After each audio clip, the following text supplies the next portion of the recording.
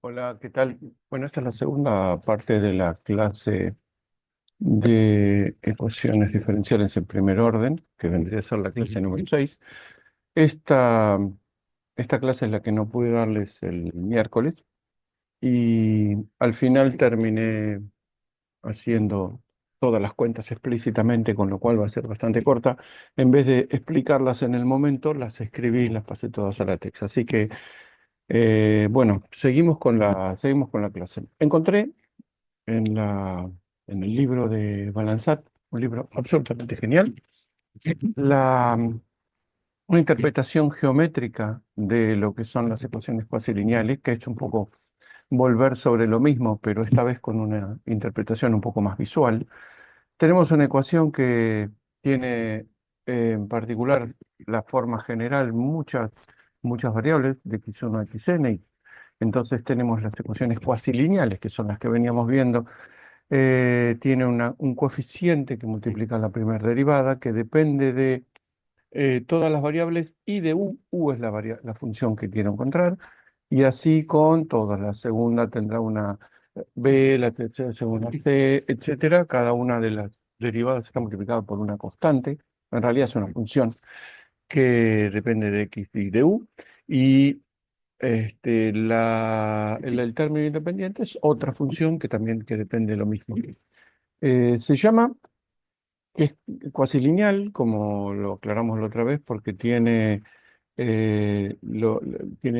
dependencias con las derivadas parciales de u, pero no es necesariamente lineal con respecto a u. Las que vamos a ver sí, porque si no es muy complicada la álgebra.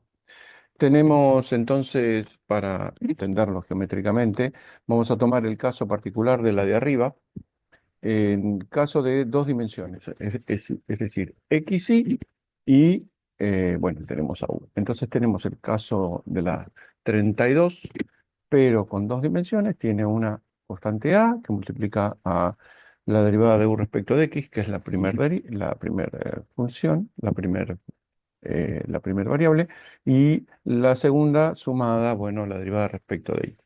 Suponiendo lo más o menos obvio, que es lo que hay que aclarar, que las funciones a, b y g son continuas, son relativamente bien comportadas y no simultáneamente nulas, porque si son simultáneamente nulas no tenemos nada igual a nada. Entonces, si tomamos un campo vectorial, y ahí viene la interpretación geométrica, que está formado con componente x, la función a, componente y la función b, y componente z, la función g. Em, Se puede probar el teorema, que venimos acá, que una superficie de ecuación z igual a phi de x y, ¿se acuerdan que son las ecuaciones que habíamos visto que eran soluciones de la ecuación diferencial? Solución de la ecuación que planteamos, sí, solo si es una superficie vectorial del campo B. Es decir, ¿qué es una superficie vectorial? Es una superficie que está formada por las líneas de campo, que vendría a ser como las líneas de corriente si fuera una velocidad. Y esto sucede si, solo si la superficie H contiene a todas las líneas de campo que pase por alguno de sus puntos. Cuando determinemos alguno de sus puntos, vamos a tener una solución particular, si no, vamos a tener la solución general. Entonces, la primera de las demostraciones, es decir, que la solución de la ecuación es la superficie. Vamos a decir, si esa es una superficie vectorial, es decir, lo que dije antes, entonces la recta tangente que pasa a la, a la superficie eh, y que pasa por esa curva, tienen que ser, ¿sí? Tienen que ser em, perpendiculares. Es decir, la tangente a la curva que elegí en particular y la normal a la superficie tienen que ser perpendiculares. Con lo cual, la línea de campo gamma, una en particular que pasa por el punto P, que es esta, recuerden que el campo vectorial era componentes A, B y G especificadas en el punto P, eh, es tangente a, por supuesto, a gamma, la curva que acabo de elegir. Y el vector normal, una de las expresiones del vector normal es esta, la derivada de del phi respecto de x respecto de y, y bueno, uno le puede poner el menos 1 como componente z, eh, tiene que ser perpendiculares, dijimos. Entonces, el producto escalar entre este vector y este vector, ¿sí? Este es tangente a la curva, este es perpendicular a la superficie, tiene que ser cero. Pero resulta que el producto escalar sería A por la derivada más B por la derivada menos G por -1, menos G por 1, digamos, porque el -1, uy, me equivoqué de lado, el -1 es la tercera componente. La suma de esas tres cosas me da cero, es decir, A por la derivada más B por la derivada es igual a G, que es precisamente la ecuación diferencial, que es la que teníamos exactamente acá, ¿sí? La ecuación número 33. Ahora, vamos a usar la segunda parte de la demostración, es decir, que una línea de campo que pasa por el punto P está contenida completamente en ese, cosa que es bastante razonable. Llamamos de nuevo S a la superficie y suponemos que phi satisface la ecuación 33, que es la ecuación diferencial. Entonces escribimos un punto P explícitamente como, acá me faltan paréntesis, x0 y 0, phi de x0 y 0, lo estamos escribiendo como forma parametrizada. Entonces, la curva, una curva en el plano XY, proyectada en el plano XY, cumple con la ecuación diferencial de x sobre a igual a de y sobre b, ¿sí? Porque son las directrices de la curva. Eh, Esto se puede reescribir como esta expresión que está abajo, es decir, derivada de phi respecto de x por dx igual a la derivada de phi respecto de y por dy, es decir, simplemente multiplicar por derivada de phi respecto de x a la izquierda y derivada de phi respecto de y a la derecha, arriba y abajo. Entonces encontramos que las ecuaciones directrices, ¿sí? Las ecuaciones características que llamamos son de x sobre a igual a de y sobre b, y esta que se obtiene sumando estas dos. ¿Sí? Que la forma de obtener esto es igualar esto a una constante y reescribir y se obtiene esta. Y de hecho, esta última se debe a la definición de phi, que es lo que acabamos de decir. Entonces, em, lo que tenemos es que las ecuaciones, ¿sí? Las ecuaciones que me quedan son de x sobre a, de y sobre b y de x sobre g, que son directamente las ecuaciones que habíamos dicho al principio, que son las ecuaciones características. Lo que prueba entonces que la curva gamma es una línea de campo del campo vectorial y que pasa con P, con lo cual está en S. Como tenemos una solución única para cada ecuación con un punto en particular, entonces podemos decir que la superficie S es una superficie vectorial de B porque se cumple que toda la curva, que es arbitraria, pertenece a la superficie. Muy bien. Entonces, Balanzat toma un ejemplo. Y ahora sí es donde tengo desarrollado totalmente las cuentas, con lo cual voy a ir más o menos rápido. Resolver la ecuación. Tenemos esta ecuación que es una ecuación cuasi lineal. Fíjense que el primer término está multiplicado por una, entre comillas, constante, por una función x cuadrado, la segunda por y cuadrado. Con lo cual las líneas de campo, haciendo la misma cuenta que hicimos recién en general, va a ser la línea de campo, sí, las componentes del campo van a ser x cuadrado en y cuadrado en j y x más y en z, que no es más que escribir esto en forma vectorial.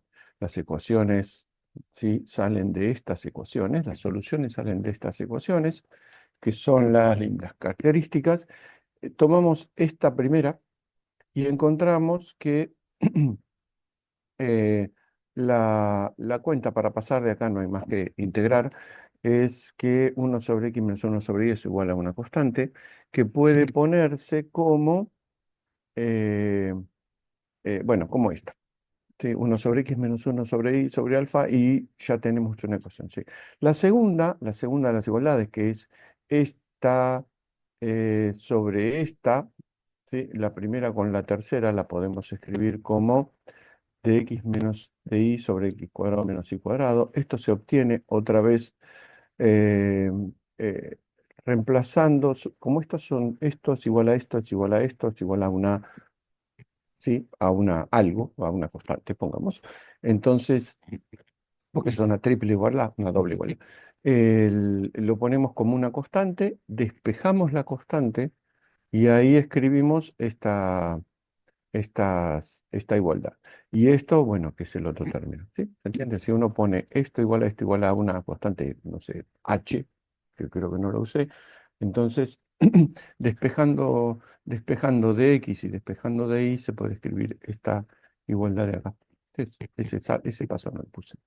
Entonces tenemos, esta la podemos escribir como diferencial, ¿sí? De i menos x sobre i menos x igual a diferencial de z. Entonces me queda una derivada logarítmica igual a una derivada logarítmica.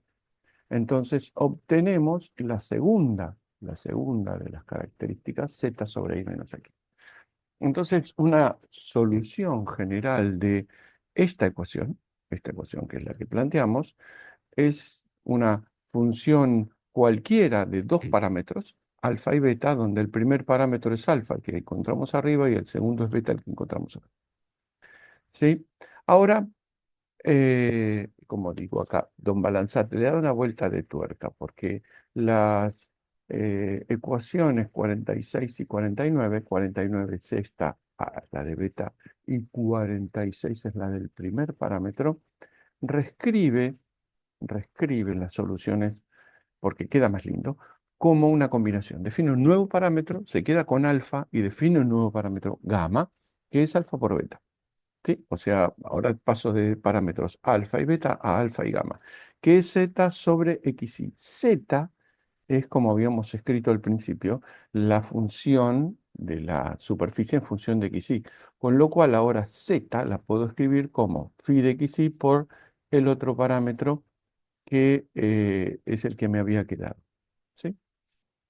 Esta solución es, si bien esta es impecable, esta es más práctica porque tengo una forma funcional más clara. Ahora, bueno, de esta manera escribimos, quiero decir, una forma más, no sé si totalmente explícita, pero es más clara y es más resumida. Ahora vamos a un ejemplo un poquito más complicado, con el mismo formato. Sí, sí, seguimos con la misma idea. Tenemos x por y que multiplica ux menos y, x menos y por u, y ahora tomamos la ecuación 27, vamos a buscar la ecuación 27. La ecuación 27, como sabemos, ¿por qué 27?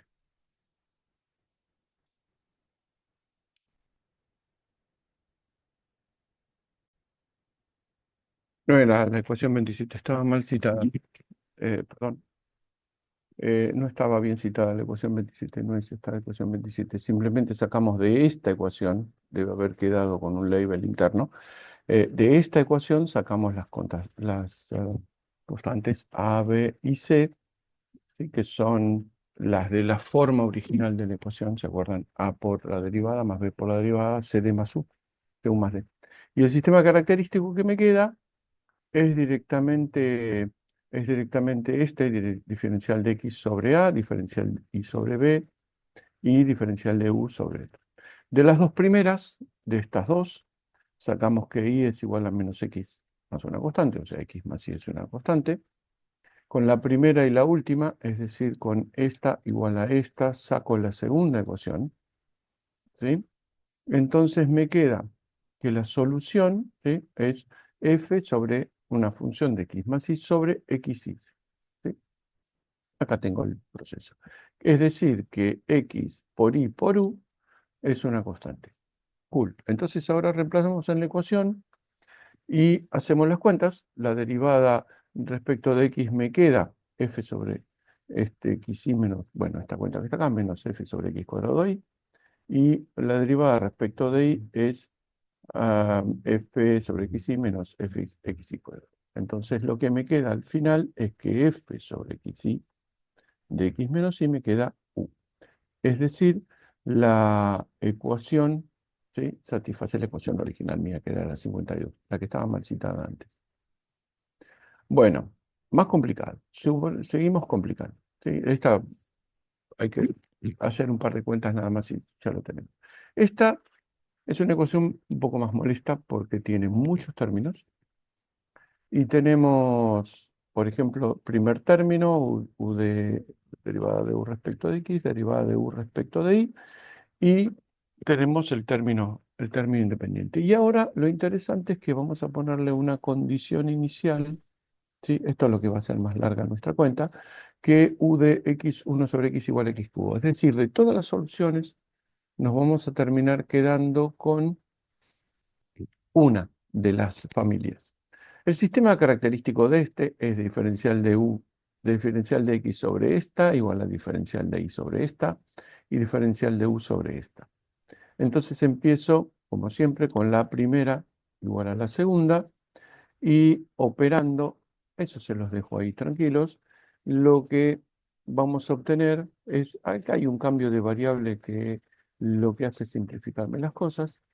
X por d, b a de x es igual a b sobre b cubo más 1, b cubo menos 2, con lo cual lo que tengo finalmente es que b cubo más 1 sobre b cuadrado es una constante por x. ¿Sí? Y escribiendo, volviendo a la variable inicial, con este b igual y sobre x que cambiamos acá, ¿m? Lo que termino es encontrando dos dependencias. Una es x cubo más y cubo igual a c1 por x cuadrado y cuadrado, primera relación, y la segunda que u por x cubo y cubo, es decir, segunda constante. Entonces, ahora para integrar más fácil esta ecuación, sí que la que tengo que integrar. Eh, y acá hay una trampita. Esta, esta con esta se puede reescribir haciendo esto. Fíjense que este y cuadrado diferencial de x y cuadrado diferencial de y. Este x cuadrado me aparece acá abajo y este y cuadrado me aparece acá abajo. Esta sobre esta es la primera relación y esta sobre esta es la segunda. ¿Sí? Hacemos lo mismo que hicimos hace un par de ejercicios. Se iguala a una constante, se despeja la constante, se multiplica arriba y abajo por lo mismo, en este caso x cuadrado y cuadrado, y después se suman las dos fracciones. Lo mismo hago con esta. Esto es muy fumado y uno no se tiene por qué ocurrir, me falta un paréntesis, no se le tiene por qué ocurrir a uno porque eh, nada, yo jamás sabría por qué hay que hacer esto, pero haciendo esto, efectivamente el que lo hizo la tiene clarísima, me quedan más fácil las integrales. Entonces parto de esta que parece que es peor que la anterior, pero en realidad es más fácil. Eh, bueno, acá justo explico lo que les estaba contando, cómo paso de sumar, ¿sí?, de sumar las dos variables, es decir, cómo sumar estas dos partiendo de una sola. Está explicadito acá, es lo que les dije, que te había pasado todos los pasos, se iguala a una constante, se despeja, se suma y se obtiene lo que quiero. Lo bueno, ¿sí? Bueno, acá está la parte. Lo bueno es que esta es equivalente a esta. Uy, fui para el otro lado. Es equivalente a esta, que parece mucho más fea, pero se puede despejar y se puede simplificar. Entonces me queda esta que eh, es mucho más simple. Entonces, ¿qué tiene de simple? Si uno mira con cuidado, esta es una derivada logarítmica. Y esta es otra derivada logarítmica. ¿Sí? La derivada logarítmica de x cubo más y cubo.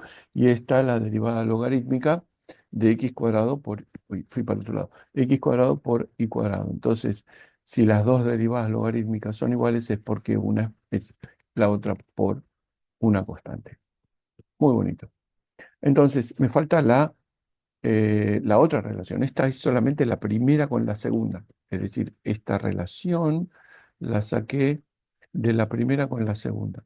Sí, que era lo que había hecho antes, ahora hice todas las cuentas. ¿Dónde quedé? Acá. Entonces, ahora, La, la segunda relación sale de, acá sumé la primera con la segunda y esta es la tercera. ¿Sí? ¿Para qué? Para hacerlo mismo, porque me queda más simple. Entonces me queda esta de acá arriba me queda simplificada como esta y entonces obtengo la segunda relación. U por x cubo y cubo es igual a la segunda constante. Estas cuentas, esta y esta, son las que ya había escrito en algún lugar no muy lejano. Me pasé la que había escrito en un lugar no muy lejano que está acá. ¿Sí? Que lo que hicimos fue, acá despejamos y ahora acá vamos a hacer las cuentas para encontrarlo paso por paso. Voy rápido porque está todo escrito, simplemente por, como pasé todas las cuentas, ahora que lo escuchan, si lo escuchan de una, no se va a entender mucho, pero se sientan y hacen las cuentas, que faltan un par de pasos nada más en todo este desarrollo, eh, se encuentra fácilmente. Esto es más álgebra que otra cosa. Ahora sí, recuerdan que habíamos pedido una condición inicial, u de x1 sobre x igual a x cubo, que es esta relación que está acá, 1, u de x1 sobre x igual a x cubo. Esa es la condición inicial, la condición de Cauchy. Entonces vamos a ver qué nos trae esta condición de Cauchy. De 83 y 79, ¿sí? O sea, de esta y 79, que es la que acabamos de agarrar hace un ratito, que es esta relación, ¿sí? Una de las relaciones. Lo que encontramos es la primera relación entre las constantes C1 y C2, ¿sí? Y en la 82, que es la otra, la 82 es la otra relación, encontramos otra relación entre C1 y C2, ¿sí? Entonces, de esta y de esta, ¿sí? Encontramos, fíjense, acá hay una relación entre C1 y C2 y acá C2 me dice cuánto vale respecto de C3. Entonces, encontramos que C1 es C2 más 1 sobre C2 y entonces x más x cubo más y cubo es igual a esto, me falta un paréntesis acá. ¿Y qué es lo que hago? Es despejar, ¿sí? La u, ¿sí? Que me quedó metida acá, ¿ven? La u acá y la u acá. Despejo la u en función de xy, se queda una cuadrática, y entonces tengo dos soluciones con forma horrible, pero dos soluciones, porque fíjense que acá están las dos soluciones, más o menos. Si uno, fíjense que esta ya es la función, o tengo dos funciones, porque depende del signo de x. Acá ya tengo las dos soluciones. O sea, encontré la solución de la ecuación diferencial que aparte cumple con la condición de Cauchy, que la condición de Cauchy es x en x1 sobre x cubo. Repito, ¿sí? Esta condición parece horrible, esta solución parece horrible, pero uno puede preguntarse cómo se me podría haber ocurrido. No, no se les puede haber ocurrido, porque el escribir esta ecuación, que es aparentemente horrible, sí, esta ecuación que es aparentemente horrible, y después los pasos intermedios que a uno se le ocurran, como por ejemplo este, que simplifica muchísimo las cuentas, que me quedan las derivadas logarítmicas, ¿se acuerdan? Es imposible, imposible. Entonces uno tiene que aprender a cuáles son los métodos. O sea, yo tengo que tratar de escribir las soluciones, mejor dicho, las funciones de forma tal que se me simplifique para encontrar, por ejemplo, las constantes, que en este caso era una constante porque en realidad una constante que no la encuentro, sino es una relación entre dos funciones. Acá tengo una segunda relación entre otras dos funciones y si hubiera pedido otra condición inicial que no fuera esta, no sé si hubiera sido tan fácil. Acá al final se terminan encontrando dos relaciones entre las dos constantes. Tengo una relación final donde me queda metida u como incógnita, digamos, y entonces puedo despejar u.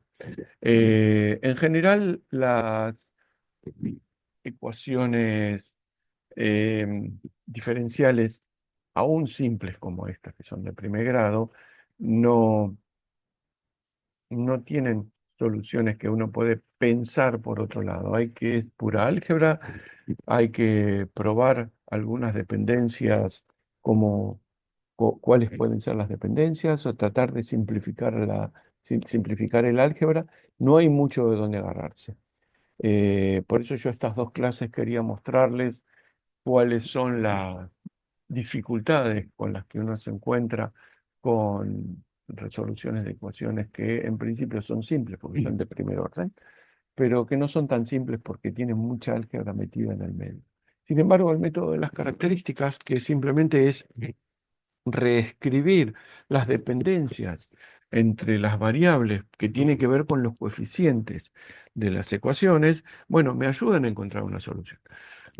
Si uno encuentra una solución de una ecuación y dice, bueno, la solución es esta, y mira, yo más que probar y ver qué significa, mejor dicho, y ver que satisface la ecuación, mucho más no puedo hacer. ¿Qué significa? Ese es otro cantar. Por eso, eh, a partir de hoy vamos a ver las clases que vienen, en las clases siguientes vamos a ver soluciones que nos dicen algo, que son ecuaciones diferenciales y que son, digamos, como parte de matemática, pero que uno puede tomar alguna, alguna determinación o puede tomar alguna decisión para decir, bueno, esto entiendo lo que es. Les recomiendo que miren estas cuentas que les pasé medio por encima. Les voy a subir el PDF al campus. Mírenlo. Las cuentas están todas, salvo un par de pasos muy simples. Yo se los pasé medio por encima porque el trabajo me lo tomé en pasar todo en LaTeX, en vez de hacerlo en la Wacom. Son cuentas que una vez que están hechas son bastante comprensibles. La metodología es bastante lineal. ¿Cómo a uno se le ocurriría? Eso es otro cantar, pero bueno, espero haber contribuido en un par de ejemplos que no son tan obvios, pero que terminan siendo bastante ejemplificadores. Nos vemos la clase que viene y bueno, acá para sacarle jugo van a tener que sentarse con paciencia y hacer todas las cuentas. Hasta la próxima.